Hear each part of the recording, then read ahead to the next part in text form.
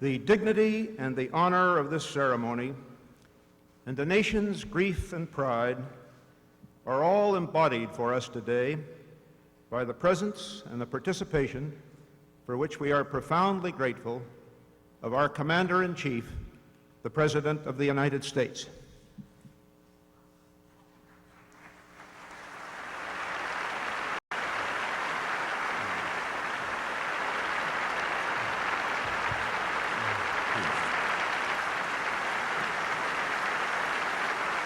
Thank you.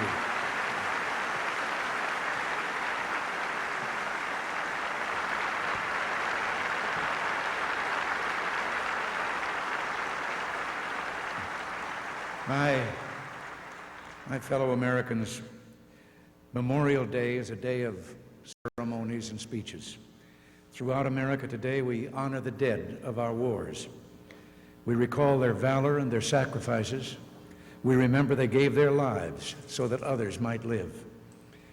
We're also gathered here for a special event, the national funeral for an unknown soldier who will today join the heroes of 3 other wars.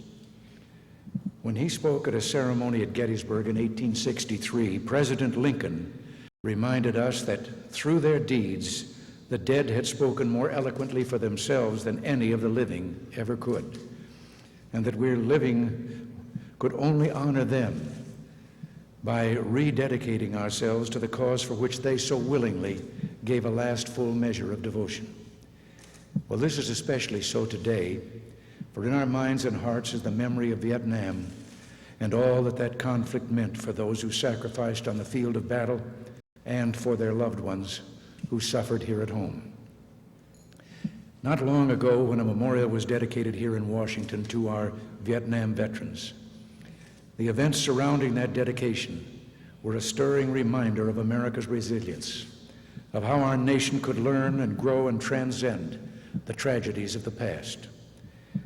During the dedication ceremonies, the rolls of those who died and are still missing were read for 3 days in a candlelight ceremony at the National Cathedral. And the veterans of Vietnam who were never welcomed home with speeches and bands, but who were never defeated in battle and were heroes as surely as any who have ever fought in a noble cause, staged their own parade on Constitution Avenue. As America watched them, some in wheelchairs, all of them proud, there was a feeling that this nation, that as a nation we were coming together again, and that we had at long last welcomed the boys home. A lot of healing went on, said one combat veteran who helped organize support for the memorial. And then there was this newspaper account that appeared after the ceremonies. I'd like to read it to you. Yesterday, crowds returned to the memorial.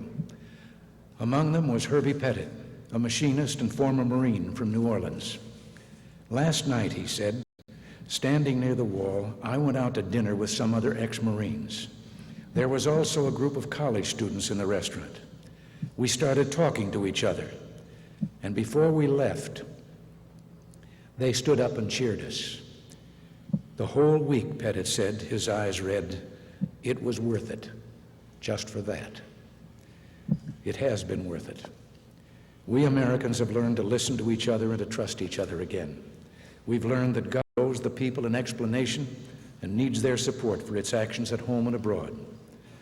And we have learned, and I pray this time for good, the most valuable lesson of all, the preciousness of human freedom. It has been a lesson relearned not just by Americans, but by all the people of the world.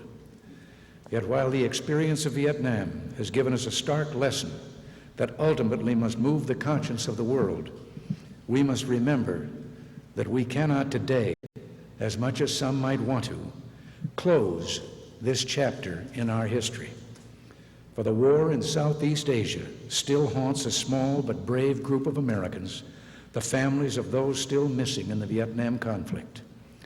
They live day and night with uncertainty, with an emptiness, with a void that we cannot fathom.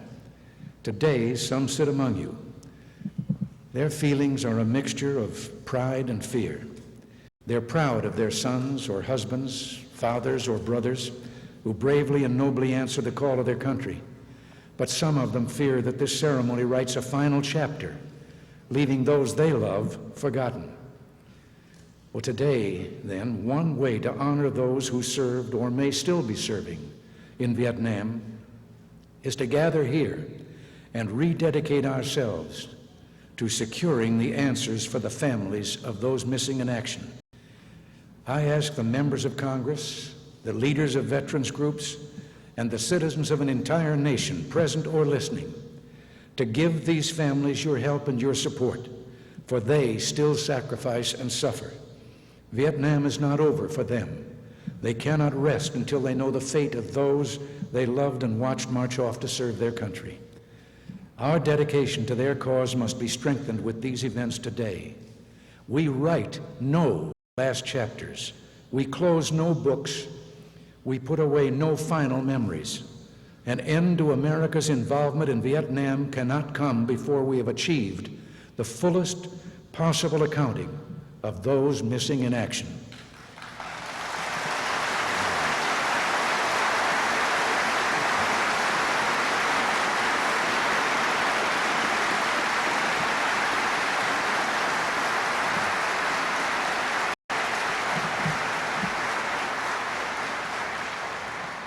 This can only happen when their families know with certainty that this nation discharged her duty to those who served nobly and well. Today, a united people call upon Hanoi with one voice: heal the sorest wound of this conflict. Return our sons to America. End the grief of those who are innocent and undeserving of any retribution. The unknown soldier who is returned to us today and whom we lay to rest is symbolic of all our missing sons. And we will present him with the Congressional Medal of Honor, the highest military decoration that we can bestow. About him, we may well wonder, as others have.